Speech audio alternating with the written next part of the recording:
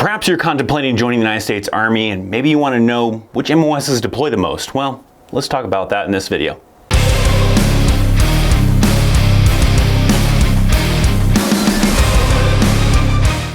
What's up, my friends? Welcome to an all new video. In this one, we're talking about MOSs that deploy the most. And if you got a short attention span and don't really care to watch the entire video to get a full-on explanation, well, there is no MOS that deploys the most. They're fairly equal for the most part. And if you want to know a little bit more on this topic, well, then stick around for the whole entire video, I guess. The main reason I say this is I get a lot of comments, a lot of questions from individuals saying, do 11 Bravos deploy the most? Do 31 Bravos deploy the most? Does this MOS deploy more than this MOS? Well, there is no set answer. Typically, no, they do not deploy the most because it's not based on your MOS, and I'm gonna get a little bit deeper into that. But before I do that, make sure you are subscribed to this channel. Also, maybe think about clicking on that bell to get notified as soon as new videos go live, to include the live streams and become a part of that notification platoon. So let's talk about why it really doesn't matter what your MOS is. You pretty much have an equal chance of deploying. Now, I will say there is kind of one exemption to that, and that is 18 series MOS Special Forces. Those individuals do probably deploy more often than anybody else. Sometimes they're deploying every 3 months, every 6 months. They are in a much quicker rotation cycle for deploying way more frequently than any other unit, any other MOS. So that is probably the only exception to this whole thing, is that yes, if you are an 18 series MOS, you probably will deploy the most. But when it comes to other ones, they're pretty even, and I'm going to explain kind of how that kind of works. So the thing you kind of need to think about is that, let's look at a unit, all right? You have maybe whatever it is, whether it's 4th Infantry Division, 1st Infantry Division, whether it's 3rd Armored something, I don't know, you get all sorts of crazy, units out there. Well, inside of those units, there are a ton of different MOSs. It is not like an entire unit of nothing but 11 Bravos or an entire unit of nothing but 19 Deltas. It varies from MOS to MOS because to make that function, well, you have to have people that do pay stuff. You have your S1 individuals, your finance individuals. You have to have mechanics, probably, if you have vehicles in that unit, to be able to work on those vehicles. You have to have whatever the type of unit it is. If it's an armored unit, maybe you have to have tankers. If it's an infantry unit, you have to have some 11 Bravos, maybe even some 11 Charlies. Inside there, maybe you have medics. Inside there, you got all sorts of other MOSs, supply people, all sorts of stuff, right? It's not a unit of nothing but this one MOS, all these 11 Bravos, or all these 19 Deltas, just compiled into one unit. Now, you will probably have maybe like platoons of that, or maybe even a company of that, and there's still sometimes in that company still other people that are not that infantry or 19 Deltas or whatever. You probably still have some supply sergeant that's a supply person. You probably still have maybe a few other MOSs in there, but may have some cases where like a company is mostly 98% or something like that, that infantry people or the scouts or the tankers or whatever. But as a whole, the entire unit isn't just one MOS. Now, when a deployment comes up, it's not like they're going to send just these 11 Bravos or just these tankers to go on that deployment. No, the entire unit goes together. So that could be either done at a division level, that could be done at a brigade level, whatever the case might be. You still need all these individuals to go, because if we just send nothing but all the 11 Bravos or nothing but all the tankers, well, if we have a problem where the tank breaks down, if you have something with, problems with pay, you have people getting sick or get injured, there's got to be, people there to take care of those issues.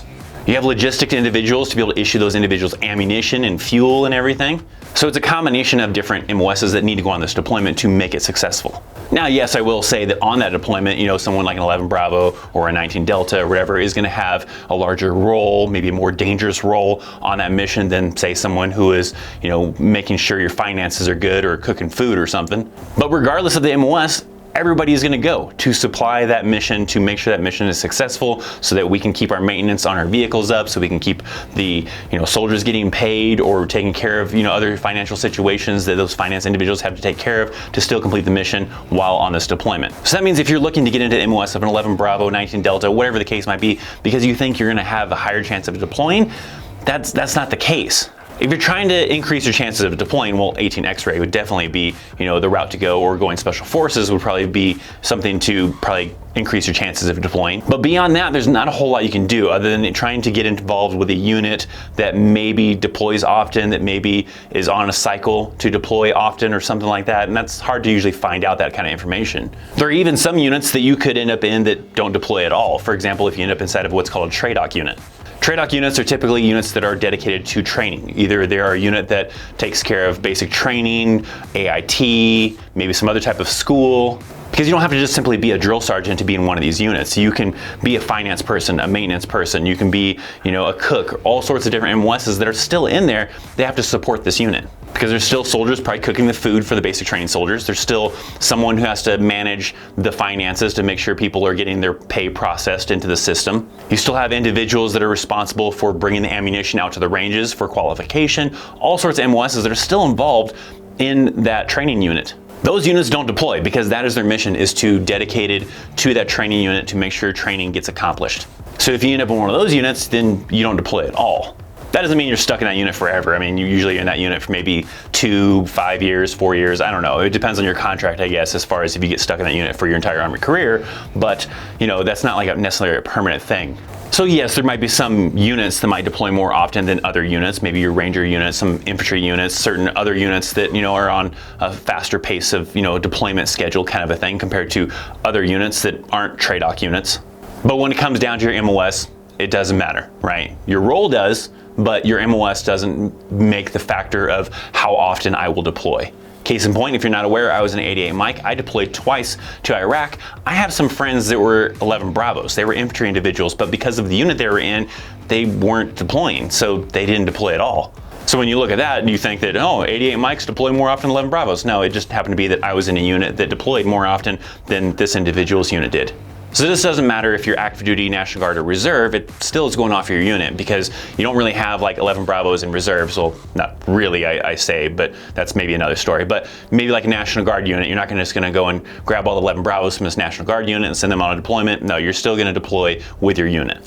So hopefully that kind of clears things up. I know I did this as a 2-minute Tuesday video a long time ago that kind of gave a quick 2-minute version of this, but maybe you wanted a little bit more. I still get a lot of questions from individuals that are curious about different MOSs in the United States Army, wanting to know if I choose this one, will I deploy more? Can I choose this MOS, maybe not deploy at all?